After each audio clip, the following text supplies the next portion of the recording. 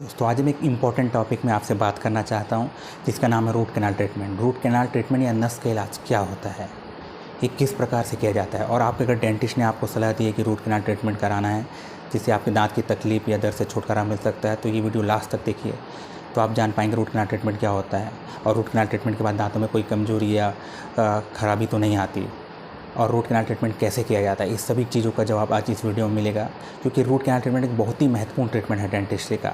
अगर आपके दांतों में बहुत ज़्यादा तकलीफ़ है, दर्द कर रहा है और दांत बहुत ज़्यादा मजबूत है, तो उस दांत को बिल्कुल भी सेव करना ज़रूरी होता है। और रूट कैनाल ही आपका ऐसा ट्रीटमेंट है जो दांत निकालने से पहले दांत बचाने का लास्ट ट्रीटमेंट होता है।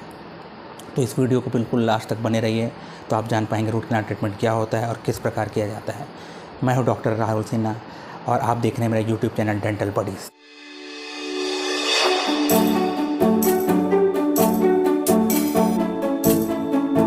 तो दोस्तों रूट कैनाल ट्रीटमेंट क्या होता है, कैसे होता है, आज इस वीडियो में हम बताएंगे आपको।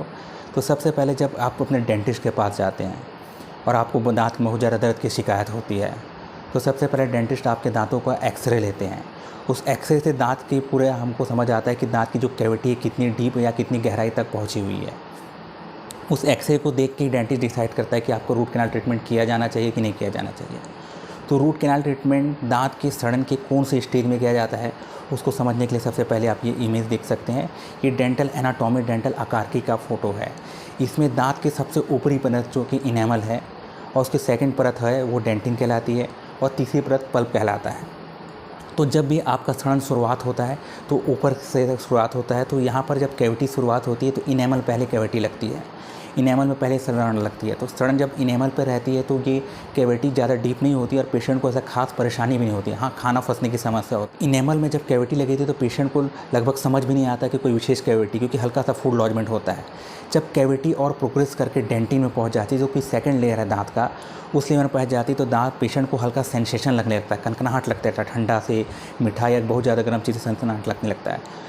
तो इस स्टेज में भी ऐसा बहुत ज़्यादा तकलीफ़ नहीं होती, और कुछ सेंसिटिव पेस्ट का इस्तेमाल और साथ करने से पेशेंट को थोड़ा तत्काल रिलीफ तो मिल जाता है। लेकिन अगर ये कैविटी प्रोग्रेस होकर अगर पल्प तक पहुंच जाती है तो उस स्टेज में पेशेंट को सीवियर पेन करता है, और ये पेन रेडिएटिंग पेन होता है। हो सकता है जिस साइड में आपको दांत में दर्द है उस साइड में आपको कान में, सर में भी दर्द करे, और जब दर्द बहुत ज़्यादा बढ़ जाएगा तो आपको पता नहीं चलेगा कि कौन से दांत में दर्द कर रहा है। तो इस कंडीशन में अगर पेशेंट डेंटिस्ट के पास जाएगा तो इस एक्सरे ले, डॉक्टर उनका एक्सरे लेगा, और एक्सरे लगाने के बाद वो चेक करेंगे कि जो सड़न आपका कौन सी स्टेज में है, और ये अगर सड़न आपका नस तक पहुंच चुका है यानी कि पल्प तक पहुंच चुका है तो वहाँ पर रूट कैनाल ट्रीटमेंट करने की सलाह दी जाती है। अगर इसके दो ऊपरी परत में डेंटिन या इनेमल पे अगर सड़न है तो आपका नॉर्मल फिलिंग से भी काम चल जाता है। तो इस प्रकार आप जान चुके हैं कि अगर आपका सड़न पल्प या नस तक पहुँच चुका है तब रूट कैनाल ट्रीटमेंट किया जाता है। अब रूट कैनाल ट्रीटमेंट कैसे किया जाता है वो मैं आपको बताऊं। जान चुके हैं कि रूट कैनाल ट्रीटमेंट दांत की सड़न की कौन से स्टेज में किया जाता है। तो आप जब डेंटिस्ट के पास जाते हैं और सीवियर दर्द की शिकायत लेके जाते हैं तो डेंटिस्ट आपका सबसे पहले एक्सरे लेगा। एक्सरे लेने के बाद वो पहले कंफर्म करेगा कि आपका जो कैविटी है किस स्टेज में पहुंचा। अगर वो नस तक पहुंच चुका है तो फिर आपको रूट कैनाल करने की ट्रीटमेंट करने की एडवाइस देगा। तो रूट कैनाल ट्रीटमेंट में सबसे पहले आपका जो एनेस्थीसिया दिया जाता है, सुन किया जाता है, जैसे कि आप इमेज में देख रहे हैं एनेस्थीसिया दिया जाता है। और उसके बाद जब सुन हो जाता है वो एरिया जहाँ पर अपने को ट्रीटमेंट करना है, उसके बाद डेंटिस्ट एक मशीन होती है जिसे एयरोटर बोलते हैं, उससे दांतों को क्लीन करते हैं और सड़न को साफ़ करते हैं। धीरे धीरे वो डेप्थ में अंदर तक पहुँचते जाते हैं और नस या पल्प तक पहुँच जाते हैं। नस या पल्प में पहुँचने के बाद वो उन नस या पल्प को क्लीन करते हैं, इन्फेक्टेड नस के टिश्यू को, पल्प टिश्यू को क्लीन करते हैं, और उसको क्लीन करने के लिए एक इंस्ट्रूमेंट का यूज़ करते हैं जिसे फाइल होता है, जो धारदार इंस्ट्रूमेंट होता है।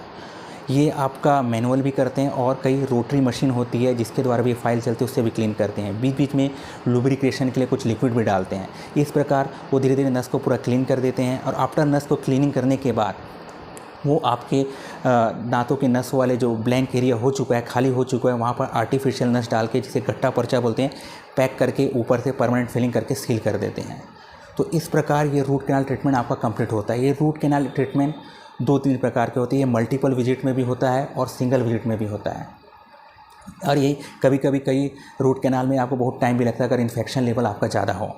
तो रूट कैनाल ट्रीटमेंट एक बेस्ट ट्रीटमेंट है दांत को सेव करने का। तो बेझिझक आप अपने डेंटिस्ट से रूट कैनाल ट्रीटमेंट करा सकते हैं। अगर कोई भी दांत में सीवियर पेन की तकलीफ है तो आप एक्सट्रैक्शन या दांत निकालने से पहले रूट कैनाल ट्रीटमेंट के पे ही जाएँ। क्योंकि असली दांत असली होते हैं और दांत को बचाना बहुत ज़रूरी होता है। इस प्रकार इस वीडियो में मैंने आपको बताया कि रूट कैनाल ट्रीटमेंट क्या होता है, कैसे होता है और कौन सी कंडीशन पे दांत के सड़न के किया जाता है। आपको इस वीडियो और रूट कैनाल ट्रीटमेंट के बारे में और कुछ भी जानना है तो कमेंट बॉक्स में लिख सकते हैं। और ये वीडियो आपको अच्छा लगा हो तो लाइक, शेयर और सब्सक्राइब कीजिए ताकि और लोगों को भी रूट कैनाल ट्रीटमेंट के बारे में जानकारी मिल सके। या आपको लग रहा है कि कोई जो आपकी जान पहचान में रूट कैनाल ट्रीटमेंट करने जा रहे हैं तो उनको आप शेयर कर सकते हैं। आप कमेंट बॉक्स में लिखिए कि आपको और कौन सी विषय में डेंटल ट्रीटमेंट या उसकी समस्याओं के बारे में जानकारी जानना है तो बिल्कुल मेरे को बताएं। बाय।